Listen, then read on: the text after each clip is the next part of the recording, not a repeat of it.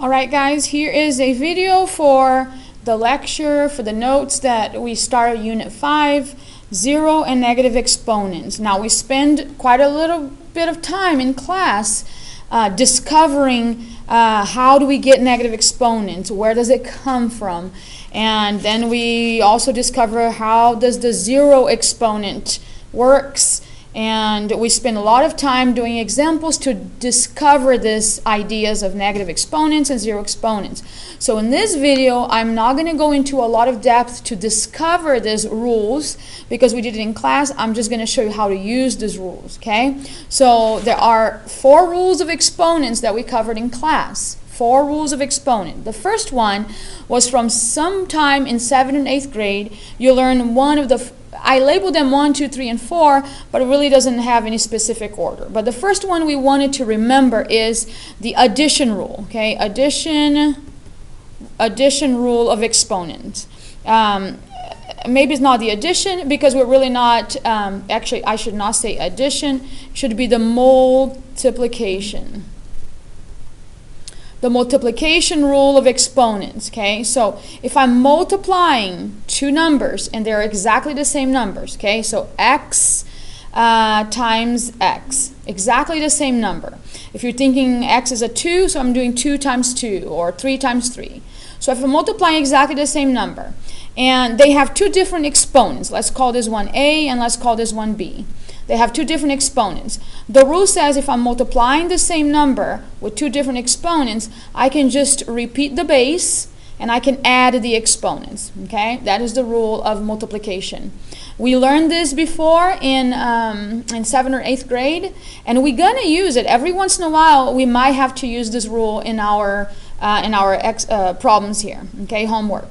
Then the other rule, it might be new to you, but I'm pretty sure we learned in 7th and 8th grade as well, is when you have a number to a certain power and you're dividing by exactly the same number to a different power. So the numbers are the same, okay? If I'm thinking of the number 5, so this is 5 on the top and on the bottom, but the exponents are different. So if I'm dividing 5 to squared divided by 5 cubed or something like that. So if I'm dividing these numbers, then we get to subtract the exponent. The top numerator exponent minus the bottom exponent, okay?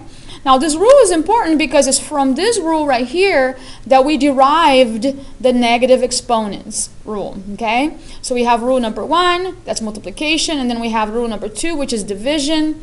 Now rule number 3 is, what happens when I do this division and I get a positive exponent? Well, we know what to do.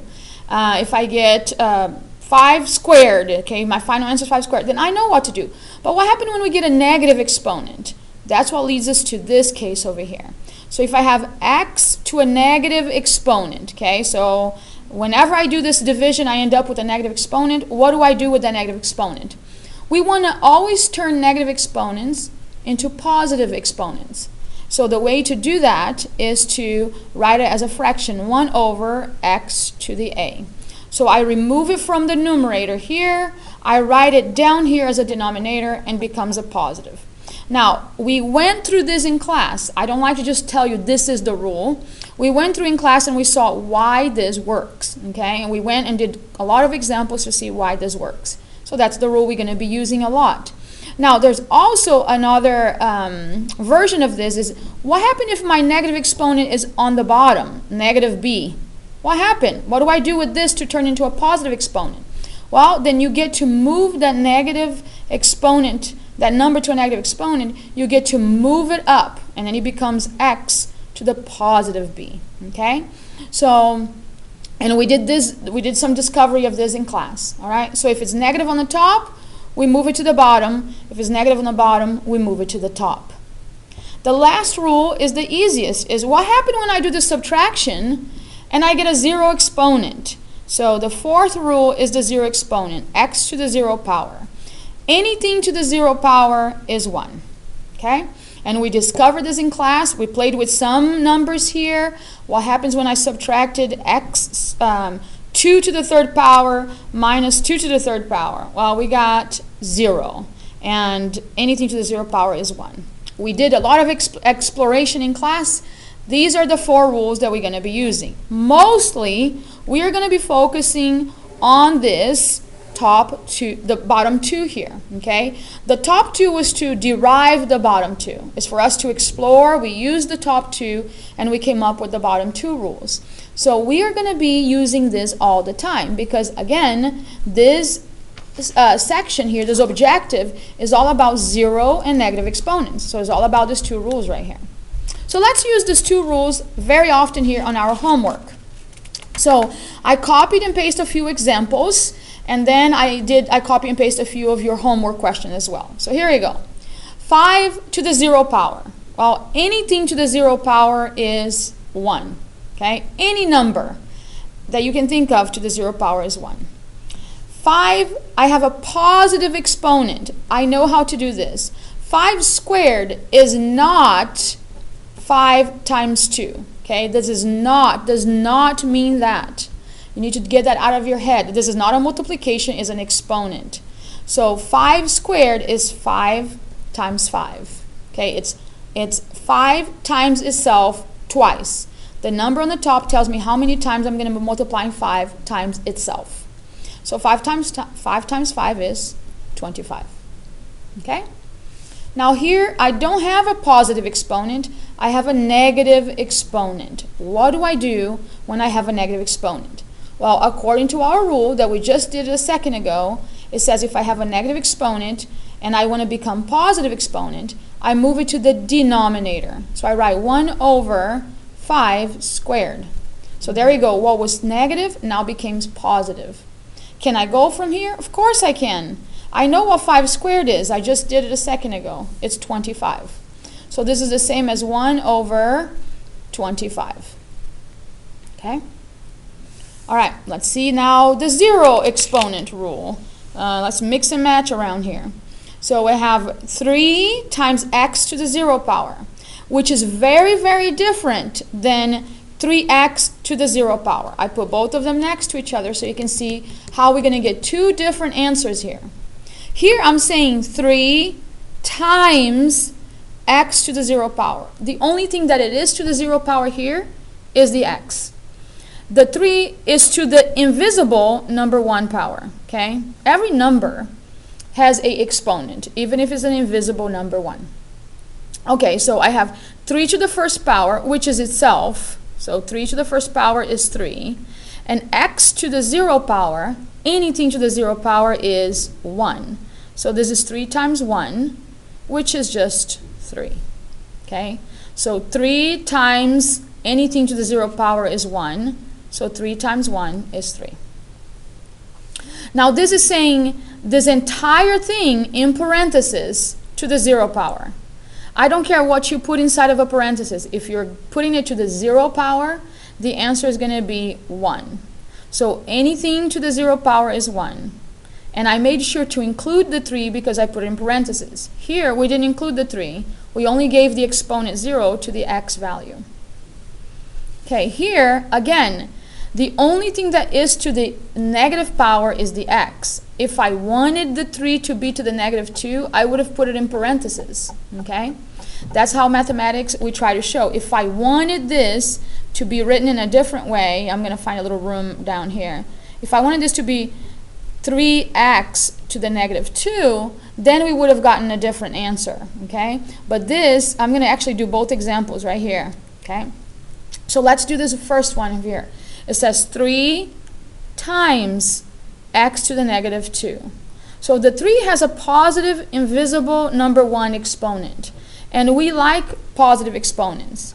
So I'm going to leave the 3 alone because the 3 has a positive exponent, which is just 3. But the x to the negative 2, we have a rule for that. So I grab just this value right here, x to the negative 2, just like I did to the 5 to the negative 2. And I move it down to the denominator. Okay, so x to the negative 2 is going to become x to the positive 2 power. So there's your answer. We are only moving things that has negative exponents. We leave things with positive exponents alone.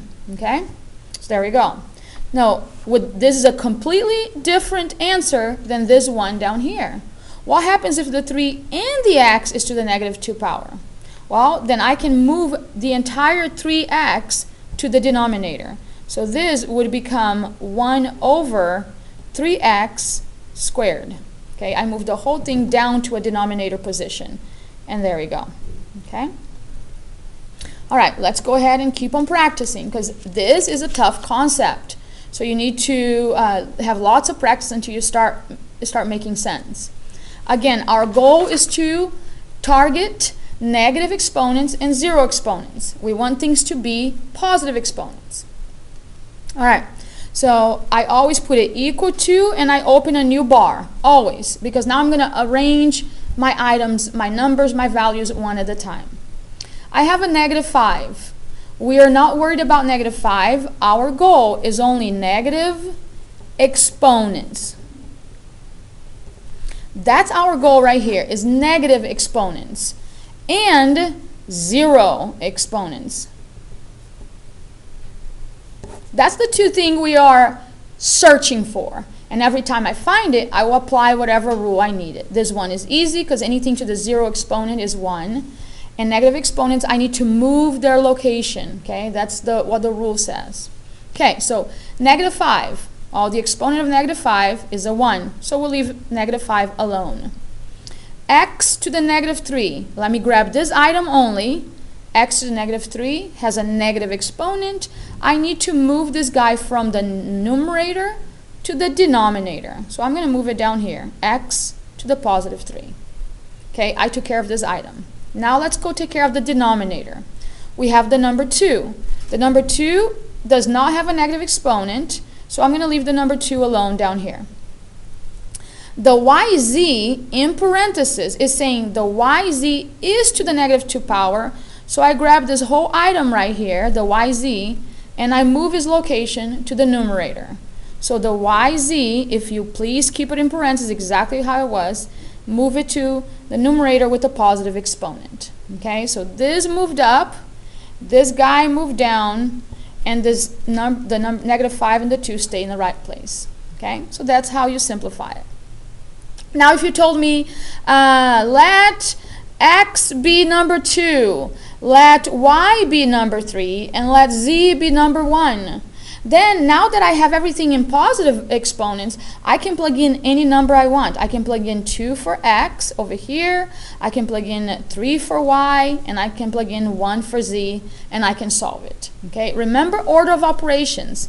Parentheses, then exponents. You always have to do the exponents, and then you can multiply, divide, add, or subtract. Okay, so remember, we try to do parentheses first, then exponents before we multiply or divide. Okay? All right.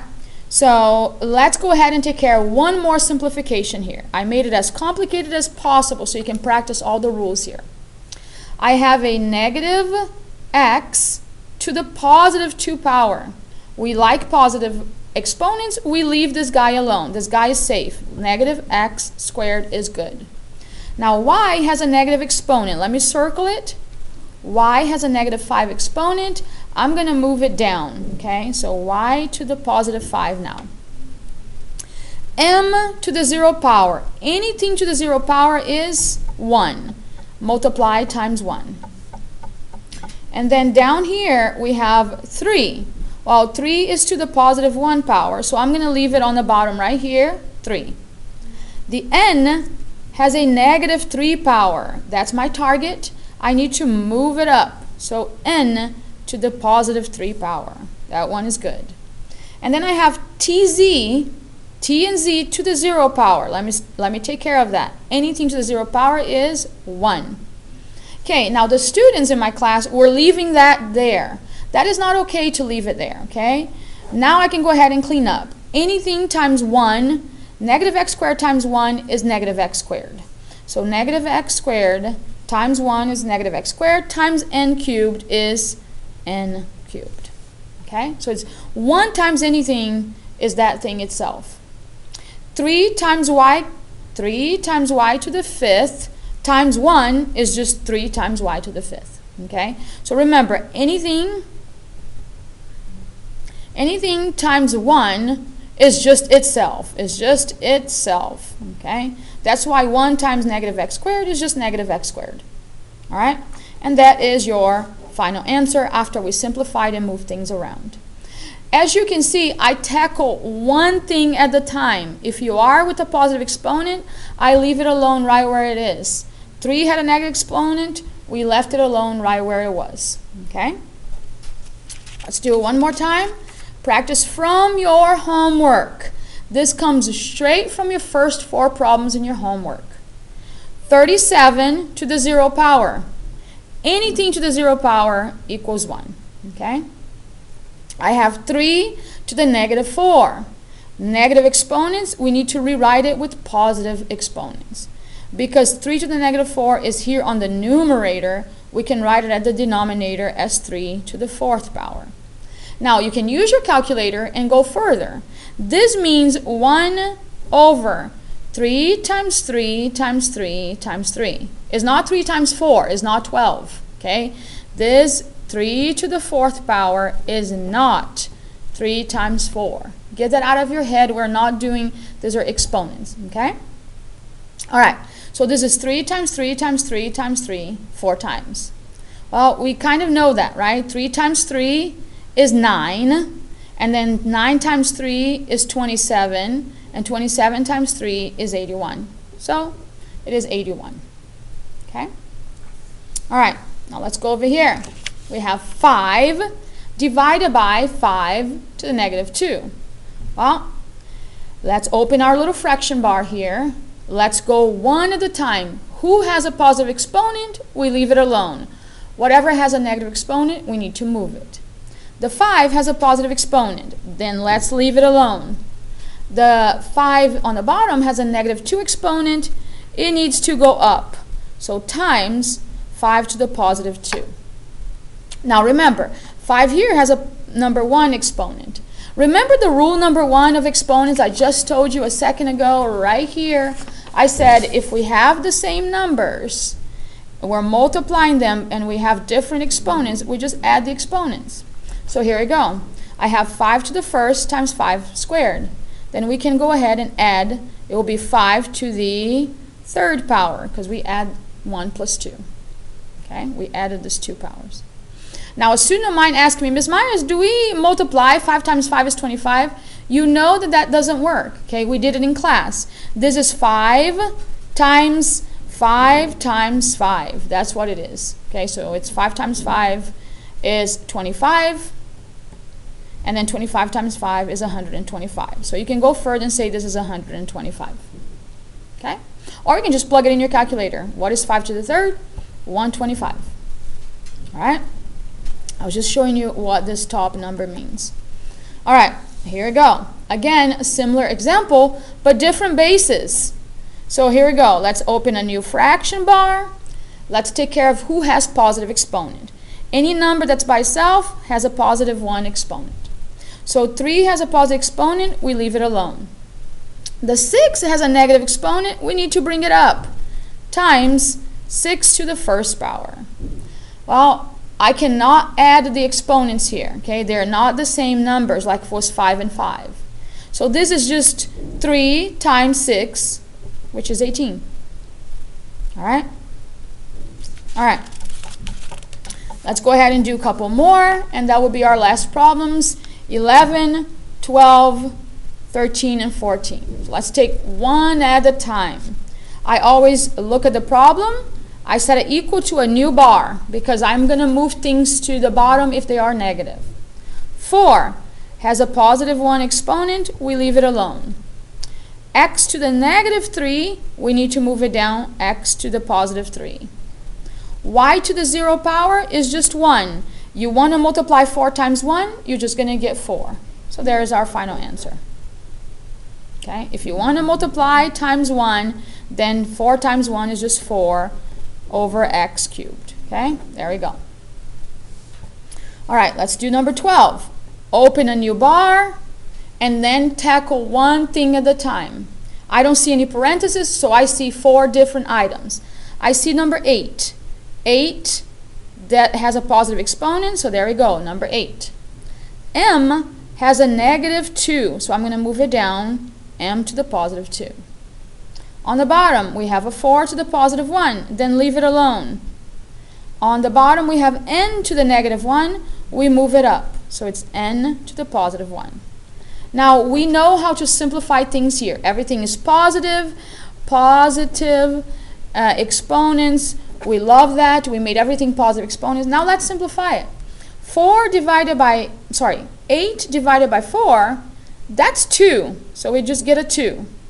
And then n, and then m squared. So we just did this little reduction right here. We could have done it right at the beginning as well. Some students saw that right at the beginning and they did it at the beginning. That's good. So there's our final answer. You can give me any value now. Say, hey, let n be 1 and let m be 2. Okay, I can plug it in. N equals 1 and m equals 2. I can do the calculation.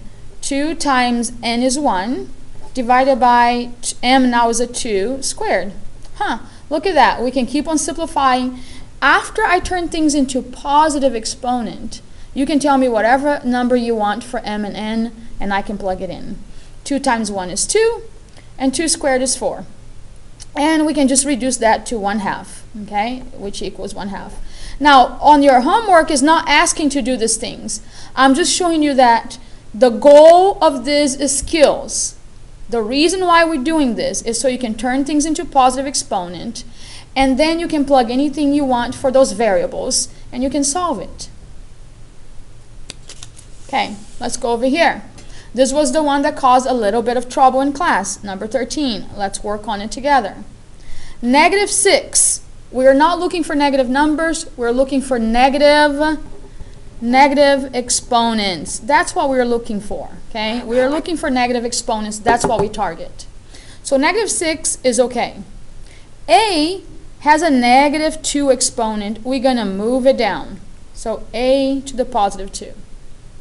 BC is in parentheses, so BC is a group. It's tied together. You cannot split it. BC squared, stay up here. BC in parentheses squared is safe. So we took care of all these items on the top. Now let's take care of on the bottom. On the bottom we have d to the -4 power. We need to move it upstairs. So d to the 4th power goes back here, and we are done. Okay, we just move things to where it belongs. There we go. Nice and cleaned up. Everything is positive. We love positive exponents. All good. Last one. Equals a brand new bar. Okay. Now we have 5s to the -2. I'm sorry. Let me read this again. I have 5s divided by 6t to the -2 power. There's also a rule of exponent. I don't know if this was covered before, and I'm surprised that this problem is here. But there's a rule of exponent that says each item, the numerator and the denominator, can get its own exponent. So I can say 5s gets the -2 and 6t gets the -2. Okay? I can split the exponent to each of them. It's a rule of exponents. And I'm going to take a side note here just to prove it to you, something simple. If I had, just a side note right here. Side note. If I had 2/3 squared, okay, how do we square a fraction, Mrs. Myers? Well, it's very simple. The 2 gets to be squared and the 3 gets to be squared. That is the rule of exponent that I'm trying to explain to you. So the 2 squared would become 4, the 3 squared would become 9. So all you're doing is you're squaring the numerator and you're squaring the denominator. That is exactly what the rule I'm using over here. 5s gets the -2, 6t gets the -2. Now, pretty much, I'm going to move them around because they both have negative exponents. They both need to be moved over. So the 6t needs to go to the top. The 5s needs to go to the bottom. So our final answer would be 6t squared, and on the bottom, 5s squared. Now, I'm not sure if you need to go further. I would be very satisfied with this answer right here because I could give you a value of t could equal 2 and s could equal 1, and who knows, you know, you could just go further by solving that. On the example, on the homework, they're just asking you to take care of it, simplify it. This is good enough. Some students can go further. They say, well, I can use the same exact rule here and say the 6 gets squared and it becomes 36, and the t gets squared and it becomes t squared. Then I can do 5 get squared, which it becomes 25, and the s get squared becomes s squared. And that would be the most simplified answer.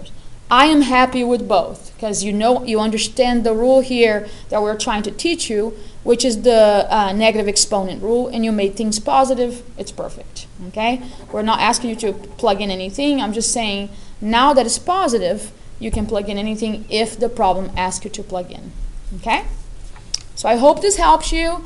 Practice a lot of practice with negative exponents. We want to turn them into positive exponents. That's our whole goal, okay? We want to turn things into positive exponents. So good luck. Come and ask me for help. Please attend math lab. It's a very, very important practice for you to go and be able to ask questions and practice with the teacher. All right, bye.